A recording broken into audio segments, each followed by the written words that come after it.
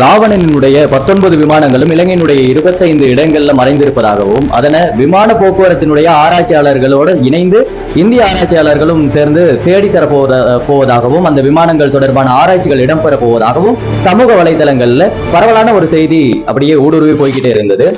இது தொடர்பா இலங்கையினுடைய விமான போக்குவரத்தினுடைய ஆராய்ச்சியாளர்கள் சங்கம் ஏன்டா இப்படி பச்சை போய் பேசுறீங்க அப்படின்னு சொல்ற மாதிரி நாங்க அப்படியான ஒரு அறிக்கையை வெளியிடல, இப்படியான ஒரு ஆராய்ச்சி தொடர்பான எந்த ஒரு யோசனையுமே தற்போது முன்வைக்கப்படல அப்படின்னு சொல்லி அவங்க தரப்புல இருந்து சொல்லியிருக்காங்க. மேலும் இது தொடர்பான விடயங்கள், இது தொடர்பான ஒரு ஆராய்ச்சி இடம்பெறுமா அப்படியாக இருந்தால் விமான போக்குவரத்தினுடைய ஆராய்ச்சியாளர்களுடைய சபையானது இது தொடர்பான உத்தியோகபூர்வமான அறிக்கை வெளியிடுற வரைக்கும் பொதுமக்களாகிய நம்ம இந்த மாதிரியான வதந்திகளை கண்டு அதை நம்ப கூடாது. மற்றும் அந்த புராண இதிகாசங்கள் மேல நம்பிக்கை வைத்திருக்கக்கூடிய மக்கள் இதை அதிகமாக ஷேர் பண்றாங்க, அவங்களுக்கும் இந்த விழிப்புணர்வு வீடியோவை ஷேர் பண்ணுங்க.